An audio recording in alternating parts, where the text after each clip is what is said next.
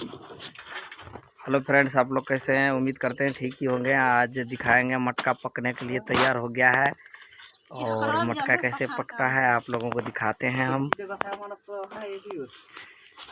ये है मटका का भट्ठा, पूरा तैयार हो गया है। ये तो मटका फ्री में दे रहे हैं, जल्दी से लेके आ जाओ, आके ले जाइए। चारों तरफ से गोल होता है मटका का भट्ठा।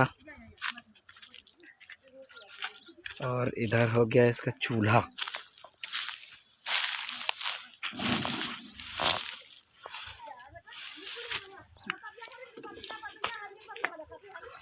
ये हर जगह अब इसको मिट्टी डाला जाएगा ऊपर से।